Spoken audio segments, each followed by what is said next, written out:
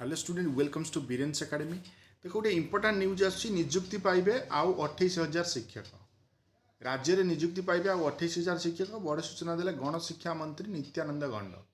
TGT और PGT के निजुक्ति दिया मंत्री 16,000 शिक्षक निजुक्ति दि जाइए। मंत्री ये कहते 16,000 शिक्षक को निजुक्ति अलरेडी दि जाइए। आगू आउ 28,000 शिक्षक को निजुक्ति देवे सरकार। आगू मैंने केते वर्ष भितर सहीटा तो आम कहीपरि एटा 5 वर्ष भितर कि यही वर्ष दिहब से आम कहीपर। बट आगू कौन कि 28,000 शिक्षक को निजुक्ति दिज्व टीजीटी आउ पीजीटी। ए आदर्श विद्यालय इनक्लूड हम ए तुम हाईस्कल टीचर इनक्लूड हम ए तुम ओपीएससी पीजीटी इनक्लूड हम ए तुम एसएसबी पीजीटी इनक्लूड हम ए तुम एसएससी लेक्चर भी इनक्लूड हम।